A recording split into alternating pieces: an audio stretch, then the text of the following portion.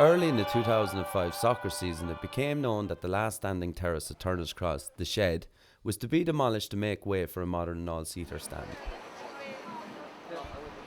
When I hear those two words, the shed, the first thing that comes to mind is noise, loads of noise, metallic noise, like the racket you'd hear at the bottom of a bucket. I have never encountered such a building in any sports ground that one could identify with, like the Shed in Turner's Cross. Yeah, the Shed has been massive down through the years. It's the first thing you see, like it's the first thing you look at, when you're running around to the pitch, you look to the right, see if the Shed is in good form or what. Well, the Shed was very important. It forms the opinions of a huge amount of supporters. And what emanates from the Shed generally spreads around the ground.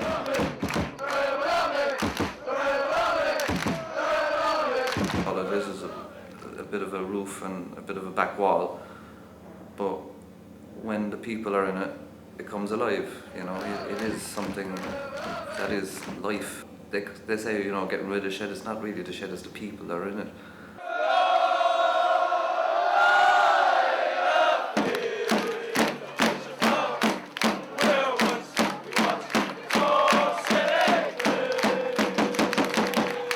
The thing with the Shed, I suppose, the main thing for me is, like, he followed Celtic, I followed Cork Hibs, but the Lodge, you never had one place where kind of all the kids hung out, near the Cross at the time, and then we went out to Bishopstown, it was the same problem. It was very much a city divided then. You had Hibs supporters who were predominantly north side, you had Celtic supporters who were predominantly south side, and never the two shall meet until the Shed was built, Cork City was invented, and then all of a sudden we were two tribes united under one green metallic roof.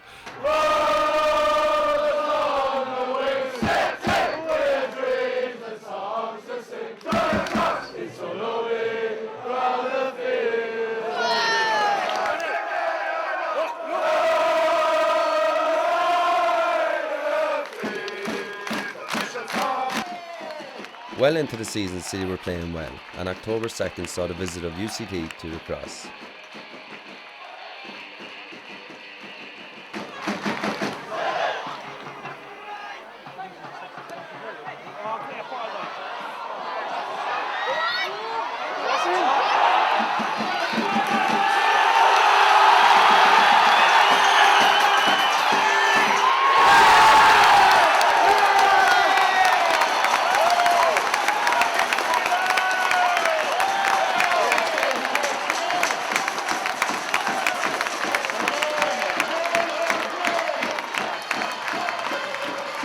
City's win on the night moved them to the top of the Aircon Premier Division, giving City a real chance of winning the league for the first time in 12 years.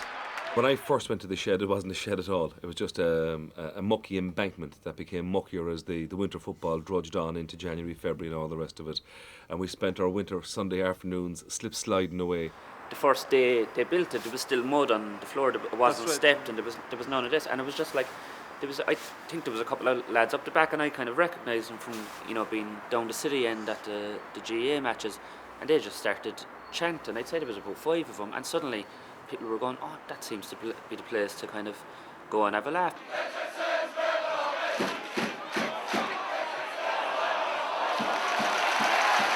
People wanted to be chanting and wanted to be like celebrating, the team and the win with one voice, but there was nowhere to gather. And then when the Shed came, it kind of sorted all that out. So.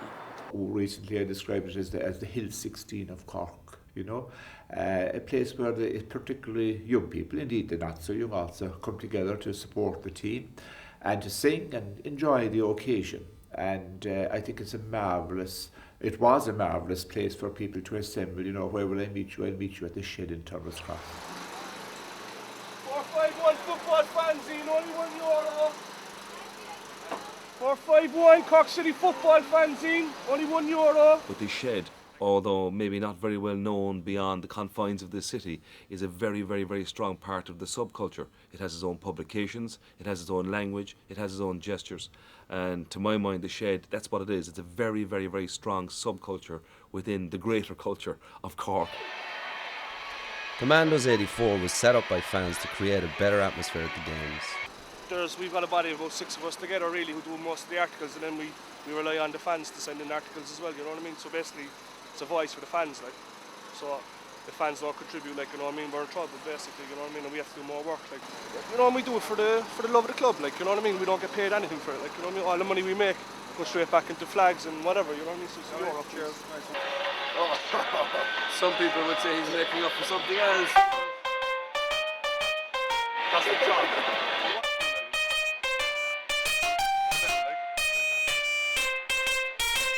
When Johnny goes marching down the way, no play, no play.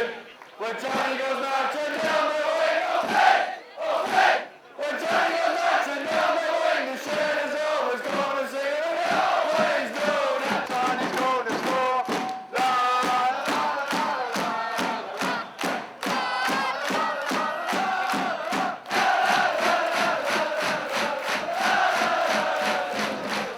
When O'Flynn sticks one in or O'Callaghan, it's just, you know, for 10 seconds, you know, it's like it's a blank.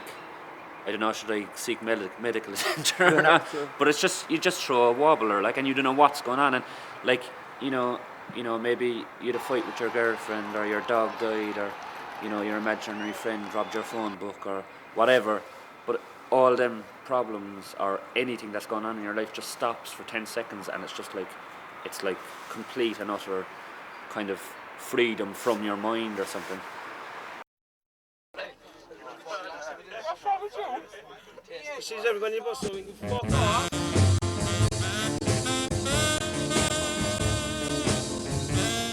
On October 7th, City travelled to Dalymount Park to take on Bohemians.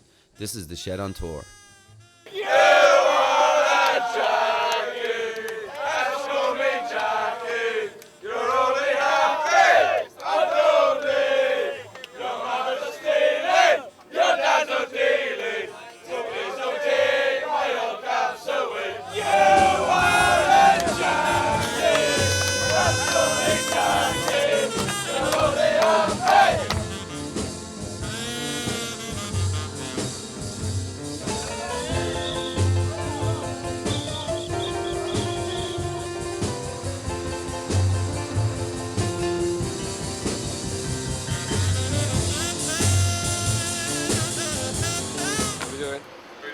Not too bad now. Bohemians away, Dalymount Park.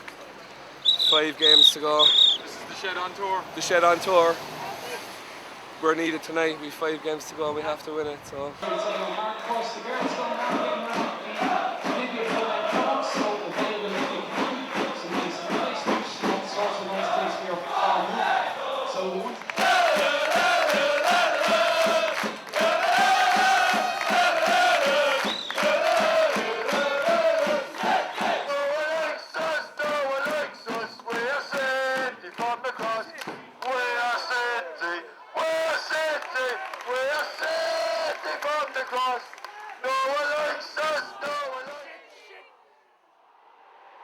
An early goal from Bowes put the pressure on straight away.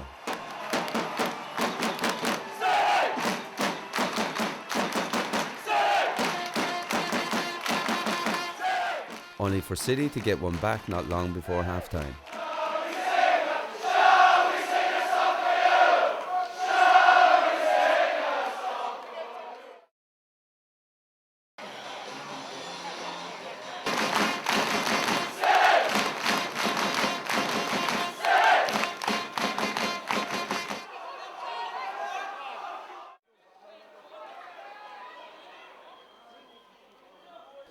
Not long before the final whistle, Captain Dan Murray headed home the winner, and City stole the game.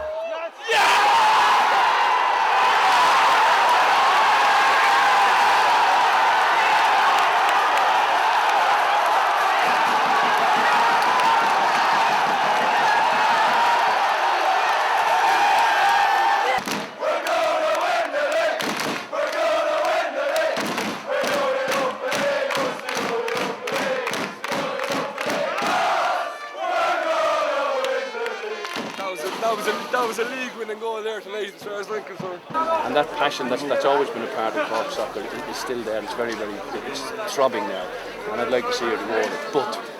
But there's still big games to come there.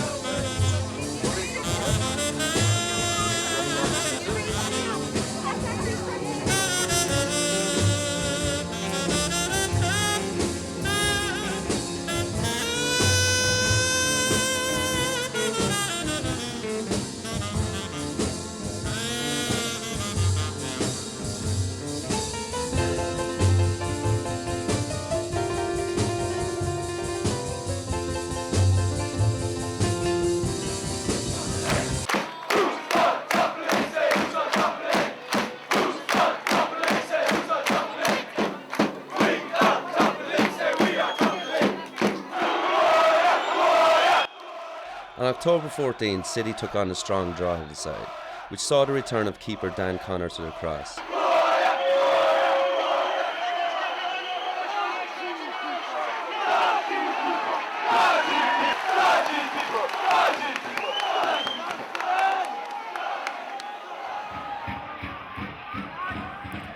Luckily for him, this didn't happen in front of the shed. City finished 2-0 up with only 2 more games to play.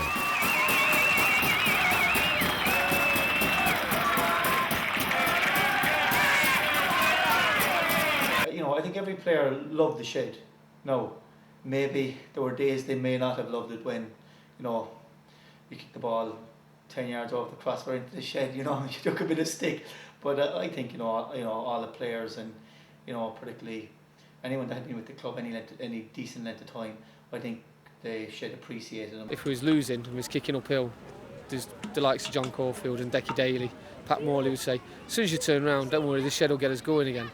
And as it turned round, we turned round, it was 1-0, we usually turn the games round, it's very good. It's a horrible thing to say, but when you're down Turner's Cross, it was great to score, but you always wanted to score in the shed and you didn't want to score at the other end because you were sort of saying, I'm not going to get as good of applause there, I want to get more glory down the other end, and it was just fantastic. You'd always fancy when we were playing that we'd score more on that side than this side, really, wouldn't you? Yeah, because of the shed. Yeah. They say they sucked the ball into the net. You knew with them behind you, they might have sucked the ball in for us, but they blew it out when and you just felt you couldn't be beaten down there. I felt playing down there, you were invincible. It didn't matter if freaking AC Milan came to play here. You fancied yourself to keep them out, I think it's important to remember, first of all, the strategic position of the shed. It's not by coincidence that supporters, that the ultras in virtually every club take up a position behind the goal. Usually they're the cheapest seats in town, and secondly, you have greatest access to the visiting goalkeeper. And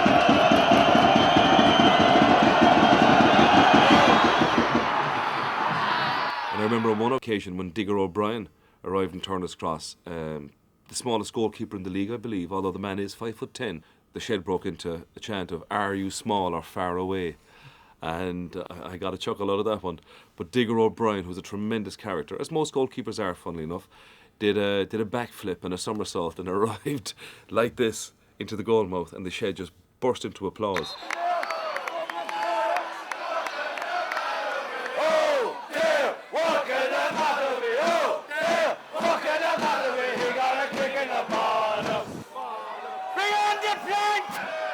They had no stretcher there. I don't know what match it was. That was about 15 years ago. That was ages ago, a long time ago now, and St. John's. St. John's guys came out with actually a plank of wood, and they put your man on the plank of wood and carried him off. So it was always bring on the plank. Whenever anyone got injured, it was bring on the plank. I don't think the club could afford a stretcher. That was the thing. In the old dressing rooms where the old directors used to go, of course, we were just next to the shed, and you could literally hear most that went on, and it was just hysterical. And the wit was something else.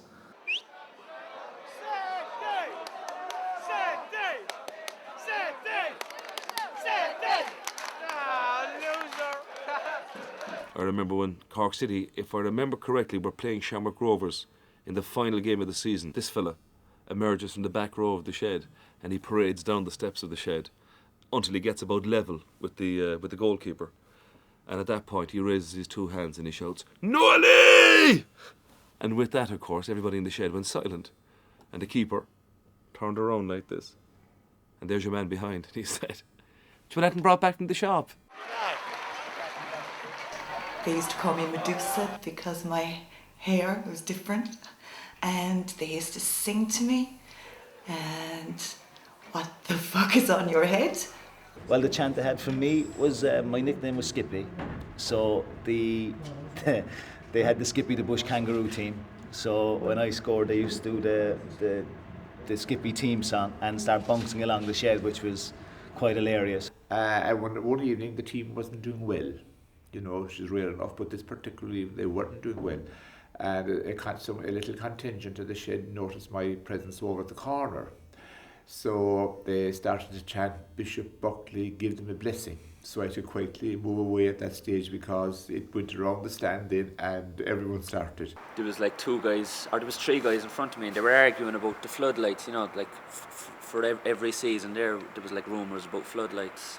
And one guy says, he was listening to the other two guys arguing. One was saying like, "No, we need to get the floodlights. We need to move on and all this." And one guy says, "Sure, why do we need floodlights? We never have night games."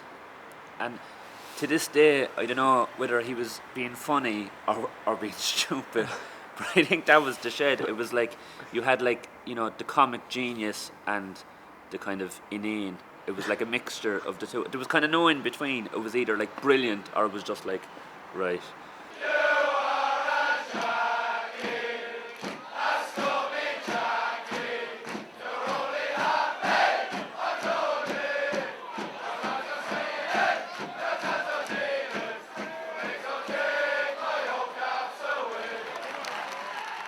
An increasingly optimistic City took on St. Pat's on October 28th.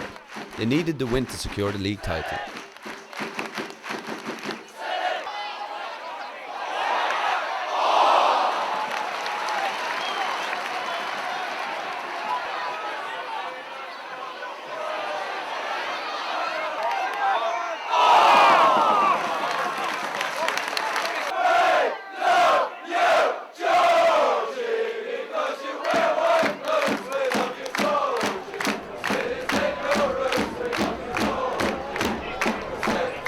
City created chance after chance in the first half. Against the run of play Pat scored early in the second half, consigning City to only their third league defeat of the season. This allowed Derry City to the top of the league and set up a nail-biting title decider in Turner's Cross 3 weeks later. Come on, oh. Come on! Come on, City! One goal.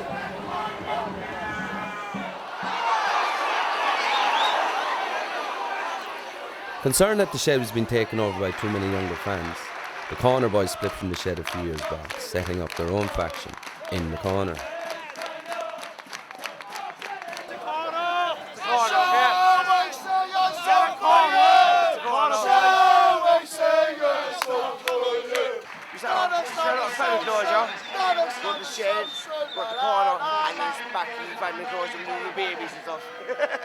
The age thing in the Shed as well, it was like unreal. Like, I mean, you did get like I mean, the little flagging 9-year-olds running around their ankles would annoy at times, but I mean, there was like very young and very old. I mean, I was at the last match this season and there was two lads standing in front of me and they must have been like 65, 70, you know. You know, there'd be people who'd look as if they'd be kind of more at home over in Musgrave Park, and you know, there was just everything, like kind of every class, every, you know, kind of age span, and it was, I think that's what made it good. It was kind of all welcoming. I have many business friends who went to matches and they had their, you know, they were covered with a, you know, a sort of a woolly hat. You know, when you talk to them afterwards, you know, they just were in the Shed and, you know, disguised themselves because the banter was just so good. But obviously they couldn't be seen, you know, they couldn't be seen to be going in there or coming out of the place because it wasn't the place to be. They should have been in the main stand. So.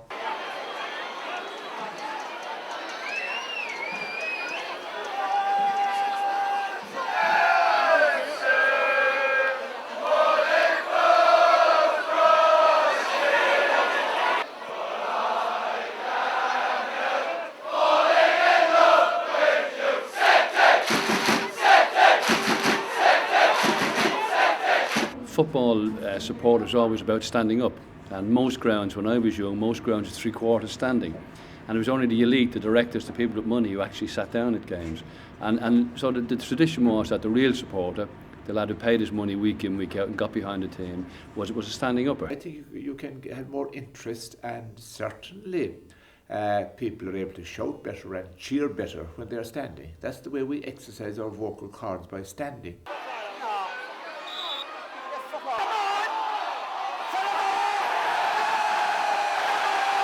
Definitely for me anyway. Yeah, I think you're nervous, you know, you can shuffle and walk around. I find it very hard to sit, even though I'm going to have to get used to it, like, because as I was saying earlier, the knees aren't the best days. It's like that last game. It's not natural to sit. Yeah. It's very hard to get sweets out of your pockets when you're sitting down as well, like, you know. When you're standing up, it's a lot easier now. Finally, the day arrived. The last night of the Shed and City's chance to win the league for the first time in 12 years. Derry only needed a draw to win the title. City had to win. Holy nerves. Gone. Quality shot. Unreal, man. I'd be like this all morning, though, do you know what I mean? It's fucking just because I know we're going to win the league. Don't say that. Don't say that. Don't jinx it. Nervous, mate. Not as bad as us anyway, for fuck's sake. It's the last one of the season. It's a play on Kelly's Heroes, and that's Damon Rich in the middle. And on either side is Ali Byrne and the Derry City manager Stephen Kenny.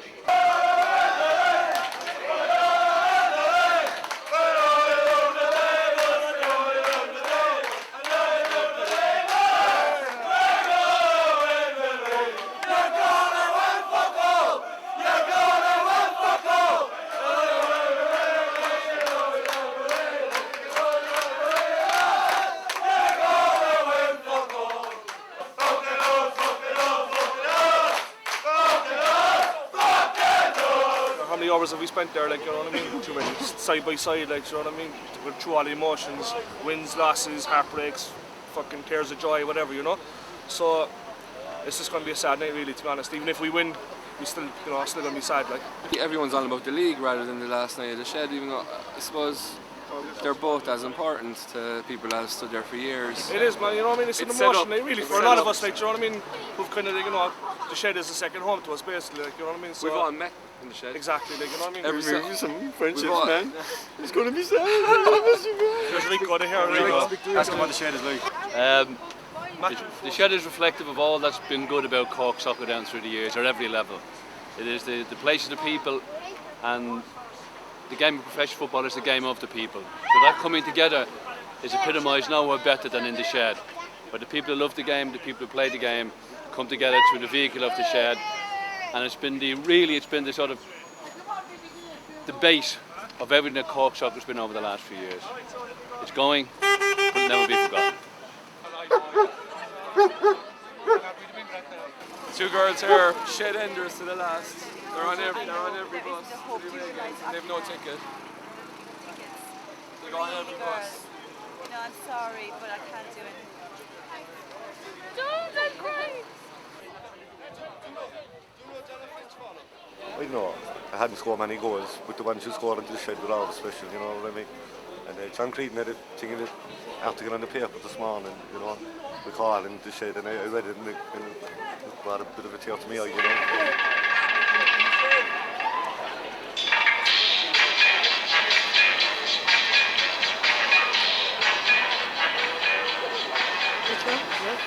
The holy water.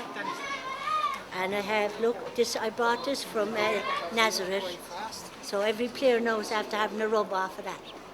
So God is good, that's lucky.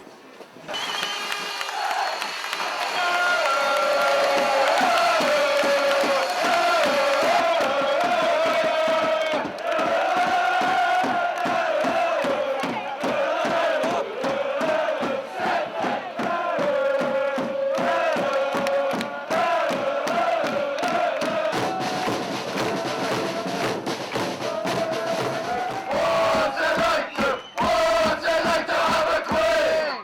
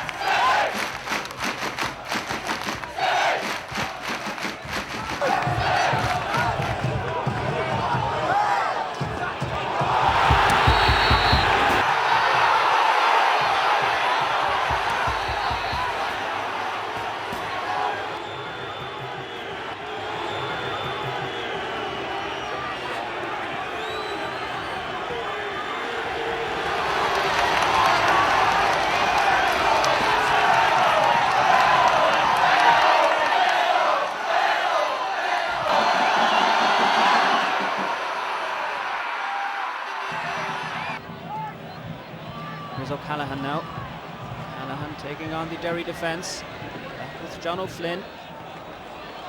Tees it up nicely here. O'Neill Horgan finds O'Donovan. O'Flynn! The first goal of the night comes to John O'Flynn for Cork City. And what a story it is. John O'Flynn back in the side. Well, people have questioned the decision by Damien Richardson to include John O'Flynn tonight. But how right he was, O'Flynn.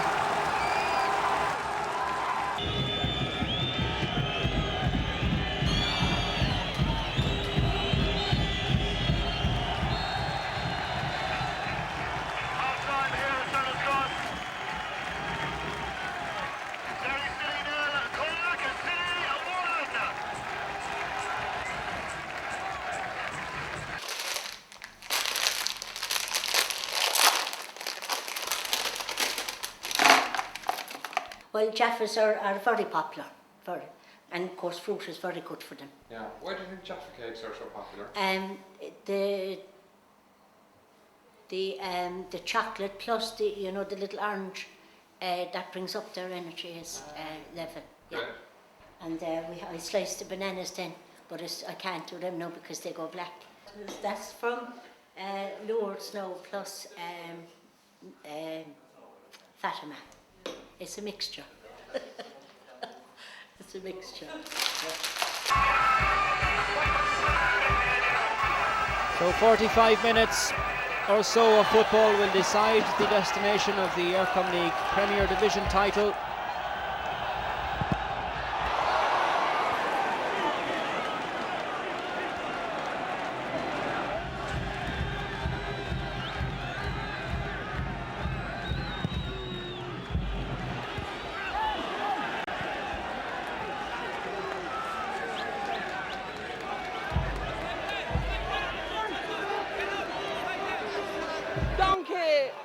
Coming to this because it's a cultural thing. All donkeys should come to a shed, Life is about a laughs. Some people don't find me funny, I don't find some people funny. Bertie Hound, these are the real people. These behind me, do you hear that? That's a roar! That runs through my blood! Not like Bertie and he's sitting inside his plush limousine. Nah. They are real people. Honest to goodness, real people.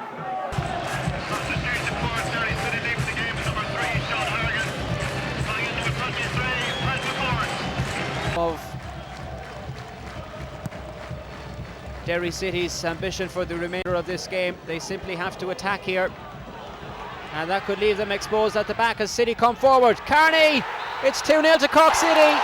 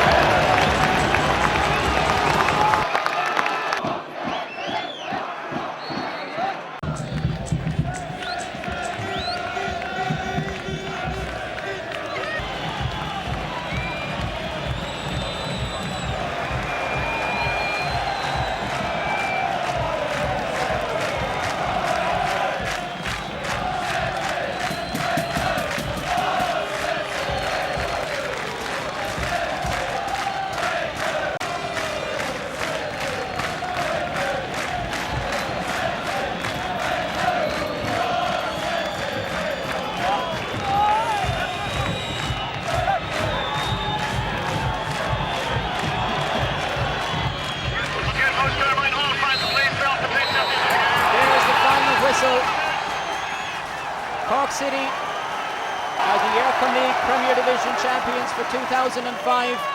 They've beaten Derry City here tonight. Damien Richardson is happy man here.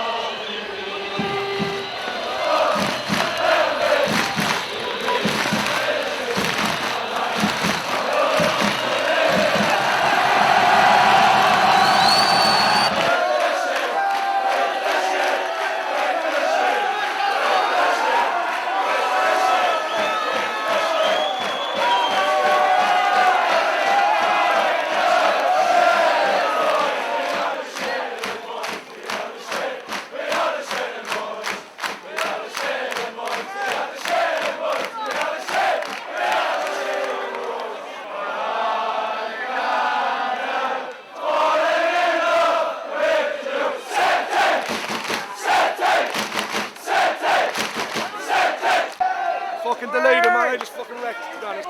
Jeez, you know, taking everything out of me now this season, man. It's just brilliant, like, you know what I mean?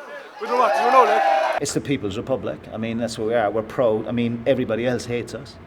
Everybody else hates Cork people. And that's in a nice way, but because we're probably very arrogant.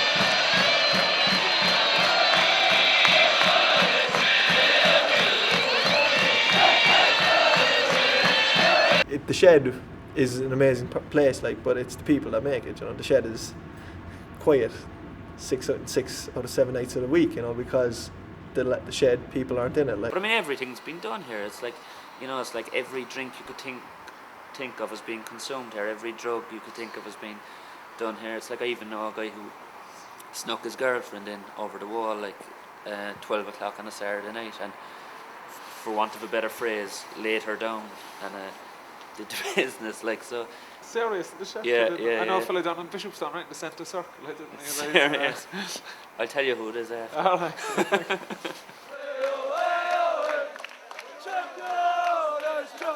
It was electric there at times, and it was the centre of Turner's Cross.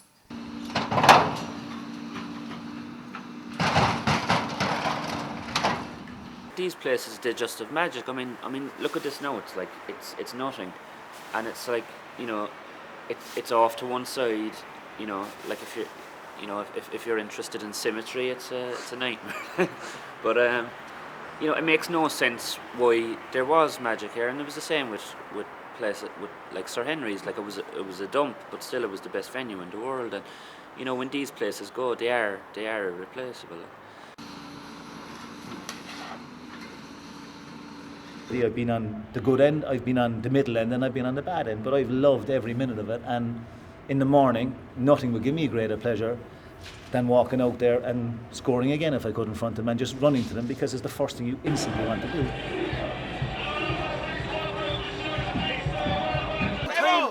You can't defeat destiny. No, that's right. You cannot defeat destiny, all right? Cheers, me chip.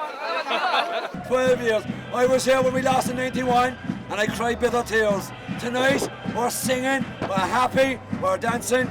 Look, so is my daughter, look, and so is my son. Get in here, look.